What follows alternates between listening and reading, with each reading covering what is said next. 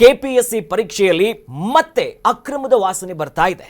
Gazetted probationers ಈ group A ಮತ್ತು group B ಹುದ್ದೆಗಳು ಮುಖ್ಯ ಪರೀಕ್ಷೆಯ ಪ್ರಕಟಣೆ ಆಗಿದೆ. ಆ ಫಲಿತಾಂಶಗಳೆಲ್ಲ ಆದರೆ ಒಂದೇ ಬ್ಲಾಕಿನ 16 ಅಭ್ಯರ್ಥಿಗಳು ರ್ಯಾಂಕ್ ಪಡೆದಿರೋದು ಈಗ ಅನುಮಾನಕ್ಕೆ ಕಾರಣ ಆಗ್ತಿದೆ. ಈ ಫಲಿತಾಂಶದಲ್ಲಿ ಅಕ್ರಮ ಆಗಿದೆ, ಸಮಗ್ರವಾಗಿ ತನಿಖೆ ಆಗಬೇಕು ಅಂತ ಪರೀಕ್ಷಾರ್ಥಿಗಳು ಆಗ್ರಹ ಮಾಡ್ತಿದ್ದಾರೆ. ಅಲ್ಲದೆ ಮುಂಬರುವಂತ ಯಾವುದೇ ನೇಮಕಾತಿಯನ್ನ ಕೆಪಿಎಸ್ಸಿಗೆ ಕೊಡಬಾರದು ಅನ್ನೋದಾಗಿ ಅಭ್ಯರ್ಥಿಗಳು ಆಕ್ರೋಶವನ್ನ ಹೊರಗಾಗ್ತಿದ್ದಾರೆ. ದೊಡ್ಡ ಮಟ್ಟದ ಹೋರಾಟಕ್ಕೂ ಕೂಡ ಸಿದ್ಧತೆ ಮಾಡ್ತಿದ್ದಾರೆ. ಇದಕ್ಕೆ ಸಂಬಂಧಪಟ್ಟಂತೆ ಅಕ್ಸಾದ ಅಧ್ಯಕ್ಷರು ಜೊತೆಯಲ್ಲಿ ಗೃಹ ಸಚಿವರು ಸೇರಿದಂತೆ ವಿಜೇಂದ್ರ ಅವರು ಕೂಡ ಒಂದಿಷ್ಟು ರಿಯಾಕ್ಷನ್ ಕೊಟ್ಟಿದ್ದಾರೆ. ಅಕ್ರಮದ ಬಗ್ಗೆ ಏನೇನು ಮಾತನಾಡಿದ್ದಾರೆ ಅವರೆಲ್ಲ ನೋಡ್ಕೊಂಡ್ ಬರೋಣ.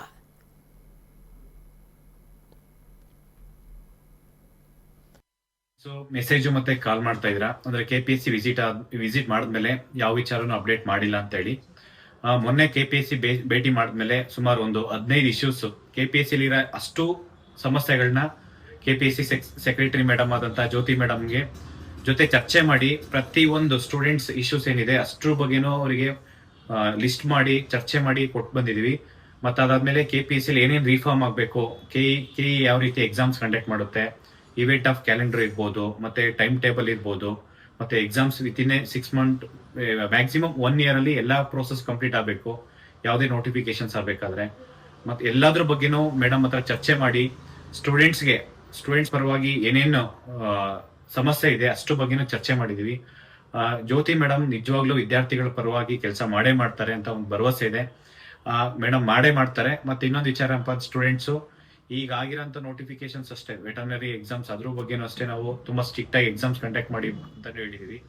ನಾವು ಪದೇ ಇದನ್ನ ಅವರಿಗೆಲ್ಲ ಕರೆಸಿ ಮುಖ್ಯಮಂತ್ರಿಗಳು ಮಾತಾಡಿ ಅಲ್ಲಿನ ವ್ಯವಸ್ಥೆಗಳು ಸೆಕ್ರೆಟರಿಗಳು ಚೇಂಜ್ ಮಾಡಿ ಅದೆಲ್ಲ ಬೇಕಾದಷ್ಟು ಸ್ಟೆಪ್ಸನ್ನು ತಗೊಂಡಿದ್ದಾರೆ. ಆದರೂ ಕೂಡ ಈ ರೀತಿ ಆಗ್ತದೆ ಅಂತ ಅಂದಾಗ ಸ್ಪೆಸಿಫಿಕ್ ಆಗಿ ಯಾರು ಅದರಲ್ಲಿ ಹೊಣೆ ತಗೋಬೇಕಲ್ಲ, ಯಾರಾದರೂ ಸೆಕ್ರೆಟ್ರಿನೋ ಚೇರ್ಮನ್ನೋ ಯಾರಾದರೂ ಹೊಣೆ ತಗೋಬೇಕಾಗುತ್ತೆ.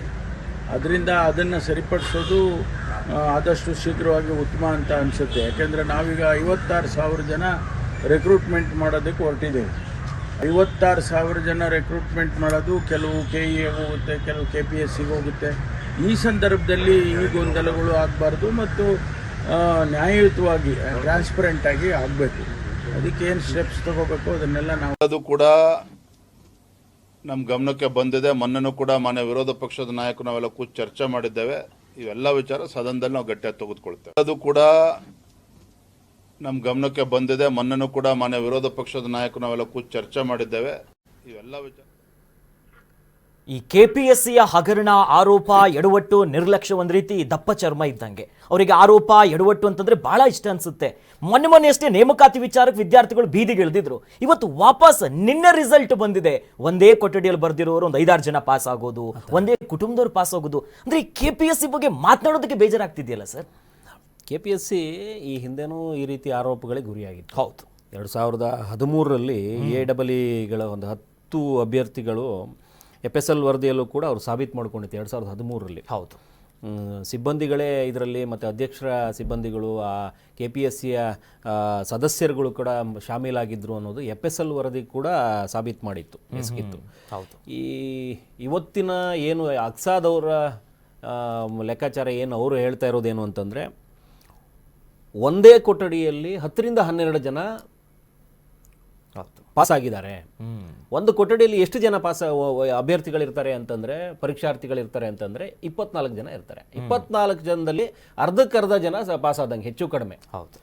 ಒಂದೇ ಕೊಠಡಿಯಲ್ಲಿ KSನ 24 ಅಭ್ಯರ್ಥಿಗಳ ಪೈಕಿ 10ರಿಂದ 12 ಜನ ಅಂತ ಜ್ಯೋತಿಯವರು ಹೇಳಿದ್ದಾರೆ. ಅಲ್ಲಿಯ ಕಾರ್ಯದರ್ಶಿ, KPSಸಿ ಕಾರ್ಯದರ್ಶಿ ಜ್ಯೋತಿಯವರು ಹೇಳಿದ್ದಾರೆ. ಇದು ಸಂಭವ ಅನ್ನೋದನ್ನು ಕೂಡ ಆಕೆ ಹೇಳ್ತಾರೆ. ಸಂಭವ ಅನ್ನೋದನ್ನು ಕೂಡ ಹೇಳ್ತಾರೆ. ಅಂದರೆ ಇಲ್ಲಿವರೆಗೆ ಆಗಿರಲಿಲ್ವಂತೆ. 10-12 ಜನ ಪಾಸ್ ಆಗಿರುವಂಥದ್ದು ಒಂದೇ ಕೊಠಡಿಯಲ್ಲಿ KPSಸಿ ಎಕ್ಸಾಮ್ ಇತಿಹಾಸದಲ್ಲಿ ಇಲ್ಲಿವರೆಗೂ ಆಗಿರಲಿಲ್ಲ. ಮೊದಲ ಬಾರಿಗೆ ಆಗಿದೆ. ಯಾರಿಂದ ಆಯಿತು? 2021-22ರಲ್ಲಿ RD ಪಟೇಲ್ PSI ಹಗರಣ 400 ಚಿಲ್ಲರೆ ಏನೋ ಇದಾಗಿತ್ತಲ್ವ, ಆ ಹಗರಣದ ನಂತರದಲ್ಲಿ ಈ ಎಕ್ಸಾಮ್ಗಳನ್ನು ಕಟ್ಟುನಿಟ್ಟಾಗಿ ನಿಗಾ ವಹಿಸಿ ಮಾಡಲಾಗುತ್ತೆ ಅಂತ ಹೇಳಿದ್ರು. ಹೌದು, ಹಂಗಾಗಿಲ್ಲ. ಇಲ್ಲೆಲ್ಲೋ ಒಂದು ಕಡೆ ಈ ಮತ್ತೊಂದು ಕೆಂಗಣ್ಣಿಗೆ ಗುರಿಯಾಗುವಂಥ ಆರೋಪ ಇವ್ರ ಮೇಲೆ ಬಂದಿರುವಂಥದ್ದು. ಹೌದು, ಕಟ್ಟುನಿಟ್ಟಲ್ಲಿ ಆಗಿದ್ರೆ ಈ ಮಟ್ಟದ ಆಯ್ಕೆಗಳ ಪಟ್ಟಿ ಸಿಗ್ತಿರ್ಲಿಲ್ವೇನೋ, ಜ್ಯೋತಿಯವರ ಹೇಳಿಕೆ ಆಧರಿಸಿ ನೋಡೋದಾದರೆ, ಅಲ್ಲಿಯ ಕಾರ್ಯದರ್ಶಿ ಹೇಳಿರೋದೇ ಆದರೆ ಇಲ್ಲಿವರೆಗೆ ಆಗಿಲ್ವಂತೆ. ಇತಿಹಾಸ ಹೇಳ್ತಾ ಇಲ್ಲ, ಆದರೆ ಸಂಭವ ಇದೆ. ಅದೃಷ್ಟದ ರೇಖೆ ಅಡಿ ಒಂದೇ ಕೊಠಡಿಯಲ್ಲಿ ಎಲ್ಲರೂ ಬಂದು ಕೂತ್ಕೊಂಡು ಪಾಸಾಗಿರುವಂಥದ್ದು ಅವರ ಲೆಕ್ಕಾಚಾರ. ಆದರೆ ಶಾಲಿನಿ ರಜನೀಶ್ ಅವರು 2 ದಿನದಲ್ಲಿ ಇದರ ಬಗ್ಗೆ ವರದಿ ಕೇಳಿದ್ದಾರೆ. ಹೌದು. TB ಜಯಚಂದ್ರ ಅವರು ಕೂಡ ಕಾನೂನು ಮತ್ತು ಸಂಸದೀಯ ವ್ಯವಹಾರಗಳ ಸಚಿವರು, ಅವರು ಕೂಡ ವರದಿ ಕೇಳಿದ್ದಾರೆ. ಹೌದು. ಇದು ಇವತ್ತಿಗೆ ಕೊನೆಯಾಗುವಂಥ ಆರೋಪ ಅಲ್ಲ, ಇದ್ರ ಬಗ್ಗೆ ತನಿಖೆ ಆಗುತ್ತೆ. ಹೌದು. ಎಲ್ಲರೂ ಕೂಡ ಇದರ ಬಗ್ಗೆ ವರದಿ ಕೇಳಿರೋದ್ರಿಂದ ಇದು ಒಂದು ತನಿಖಾ ಹಂತಕ್ಕೆ ಹೋಗುತ್ತೆ. ಎಲ್ಲ ಪರೀಕ್ಷಾರ್ಥಿಗಳು ಏನು 384 ಜನ 384 ಹುದ್ದೆಗಳಿಗೆ 7,500ಕ್ಕೂ ಹೆಚ್ಚು ಜನ ಪರೀಕ್ಷಾರ್ಥಿಗಳಿದ್ರಂತೆ. ಹೌದು. 7,500ಕ್ಕೂ ಹೆಚ್ಚು ಜನ, 7,700ಕ್ಕೂ ಹೆಚ್ಚು ಜನ ಅಂತ ಏನೋ ಹೇಳ್ತಾರೆ ಮೇನ್ಸ್ ಪರೀಕ್ಷೆಗೆ ಬರೆದವರು. ಸೊ ಇದರ ಅಡಿಯಲ್ಲಿ ಬಂದವರು ಈಗ ಏನು 25ರ ಮೇನಲ್ಲಿ ನಡೆದಿರುವ ಎಕ್ಸಾಮ್ ಇದು.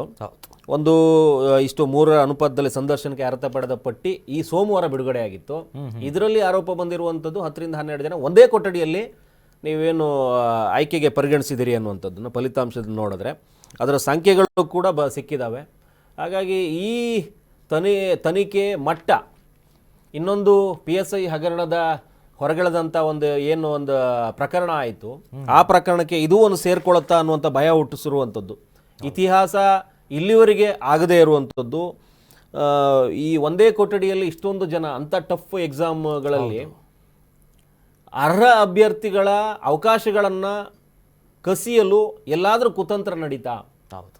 RD ಪಟೇಲ್ ಅಂತವರು ಅಥವಾ ಇನ್ನೊಂದಷ್ಟು ಜನ ಏನು ಸೇರ್ಕೊಂಡ್ರಾ? ಇದರಲ್ಲಿ ಈ ಹಿಂದೆ FSL ಧ್ವನಿ ಮಾದರಿಯಲ್ಲೂ ಕೂಡ ತಗಲಾಕೊಂಡಿರುವಂಥವ್ರು ಮತ್ತೆ ಕಾರ್ಯಾಚರಣೆ ಶುರು ಇಟ್ಕೊಂಡ್ರ? ಯಾಕಂದರೆ RD ಪಟೇಲು PSI ಹಗರಣದಲ್ಲಿ ತಗಲಾಕೊಂಡು ಕಲಬುರಗಿ ಜೈಲಲ್ಲಿದ್ದಾಗಲೂ ಕೂಡ ಆತನ ಮೇಲೆ ಮತ್ತೆ ಆರೋಪ ಬಂದಿತ್ತು ಬೇರೆ ಎಕ್ಸಾಮ್ನಲ್ಲಿ. ಹೌದು. ಎಷ್ಟು ದುರಹಂಕಾರದ ವರ್ತನೆ ಇತ್ತು ಅಂತಂದರೆ ಅವಕ್ಕೆ ಆತ ಇದರಲ್ಲಿ ಜೈಲು ಸಿಬ್ಬಂದಿ ಮೇಲ್ಗಡೆ ದುರ್ವರ್ತನೆ ತೋರ್ತಾರೆ, ಕೈ ಮಾಡ್ತಾರಂತೆ. ಹೌದು. ಜೈಲಿಂದ ಮತ್ತೆ ಶಿಫ್ಟ್ ಮಾಡಲಾಗತ್ತೆ. ಹಾಗೆ ಇವರೆಲ್ಲ ಬೇನಾಮಿಗಳು, ಯಾರ್ದೋ ಬೇನಾಮಿಗಳಾಗಿರ್ತಾರೆ. ಹೌದು. ಇವರು ಯಾರ್ದೋ ತೋಟದ ಬೇಲಿ, ತಂತಿ ಬೇಲಿಗಳಿದ್ದಂಗೆ ಇವರಲ್ಲ, ಯಾರನ್ನೋ ಕಾಪಾಡ್ತಾ ಇರ್ತಾರೆ ಇವರು. ಸೊ ಅವರು ಇವ್ರ ರಕ್ಷಣೆಗೆ ಇದ್ದೇ ಇರ್ತಾರೆ, ಅವ್ರ ರಕ್ಷಣೆಗೆ ಇದ್ದಾಗ ಇವ್ರ ರಕ್ಷಣೆಗೆ ಇದ್ದೇ ಇರ್ತಾರೆ. ಈ RD ಪಟೇಲ್ ಹಗರಣ ಏನು PSI ಆಯಿತು, ಅದೇ ನಿಟ್ಟಲ್ಲಿ ತುಂಬ ನಿಗಾ ವಹಿಸ್ತೀವಿ, ಈ ಪರೀಕ್ಷಾ ಈ KPSC ಅಂತ ಪರೀಕ್ಷೆಗಳನ್ನು ತುಂಬ ನಿಗಾ ವಹಿಸಿ ಮಾಡಲಾಗತ್ತೆ ಅಂತ ಹೇಳೋದ ಮೇಲೂ ಕೂಡ ಈ ರೀತಿ ಒಂದು ಯಾವುದು ಅಕ್ಸಾ ಫೌಂಡೇಶನ್ ಯಾವುದೋ ಒಂದು ಬಂದು ಈ ರೀತಿ ಆರೋಪ ಮಾಡ್ತಾ ಇದೆ.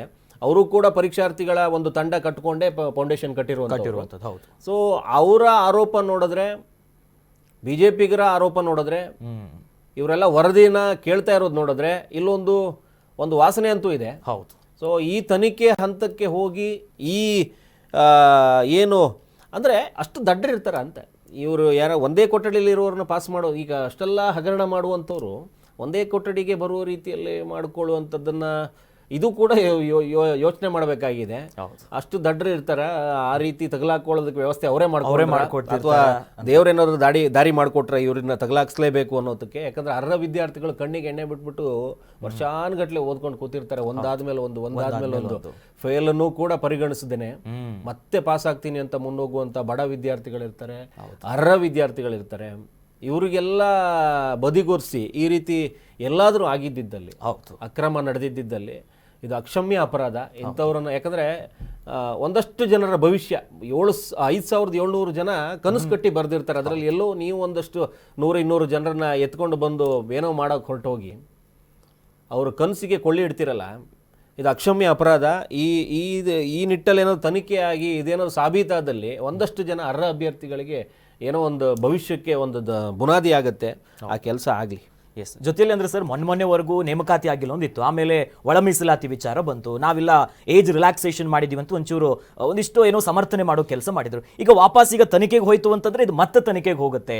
ಬರೆದಂಥವ್ರು ನಾವು ಪಾಸಾ ಇಲ್ವಾ ಏನಾಗುತ್ತೆ ಅನ್ನೋದು ಗೊಂದಲ, ಬರೀ ಗೊಂದಲದ ಗೂಡೆ ಇದು. ಕಾರದಿ ನೋಡಿ, ಗೃಹ ಸಚಿವರು ಅದನ್ನೇ ಹೇಳ್ತಾ ಇದ್ರು, ನಾವೊಂದು 50-56 ಸಾವಿರ ನೋಟಿಫಿಕೇಶನ್ ಕರೆಯೋ ಹಂತದಲ್ಲಿದ್ವಿ, ಹಿಂಗೆಲ್ಲ ಆಗ್ಬಿಟ್ರೆ ಸಮಸ್ಯೆ ಆಗ್ಬಿಡುತ್ತೆ. ಅದೊಂದು ನೆಪ, ಕುಂಟು ನೆಪ ಬೇಕು.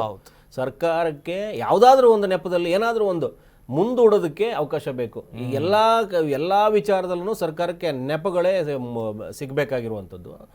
ಪರೀಕ್ಷೆಗಳು, ಈ ಪರೀಕ್ಷಾರ್ಥಿಗಳು ಅಲ್ಲೆಲ್ಲ ಬಂದು ನಮಗೆ ಆದೇಶ ಪ್ರತಿ ಕೊಟ್ಟಿಲ್ಲ ಅಂತ ಒಂದು ವರ್ಗ ಕೂತಿದ್ರೆ, ಹೌದು, ಒಂದಷ್ಟು ಜನ ಸಮೂಹ ಅಲ್ಲಿ ಬಂದು ಹೋರಾಟ ಮಾಡ್ತಿದ್ರೆ ನೋಟಿಫಿಕೇಶನ್ ಬಿಡಿ ಸ್ವಾಮಿ, ನಮ್ಮನ್ನು ಯಾಕೆ ಹಾಳು ಮಾಡ್ತಾ ಇದ್ದೀರಿ ಅಂತ ಒಂದು ವರ್ಗ ಹುದ್ದೆಗಳನ್ನು ತುಂಬಿಸ್ಕೊಳ್ಳಿ ಅಂತ ಹೇಳ್ತಾ ಇದ್ದಾರೆ. ಪರಮೇಶ್ವರ್ ಅವರು ಹೇಳ್ತಾ ಇದ್ದಾರೆ 50-56 ಸಾವಿರ ಜನ ತುಂಬಿಸ್ಕೊಳ್ಳೋದಕ್ಕೆ ಪ್ರಯತ್ನದಲ್ಲಿದ್ದೀವಿ, ಆ ಹಂತದಲ್ಲಿ ಈ ರೀತಿ ಎಲ್ಲ ನಡಿಬಾರ್ದು ಅನ್ನುವಂಥದ್ದನ್ನು ಹೇಳ್ತಾ ಇದ್ದಾರೆ.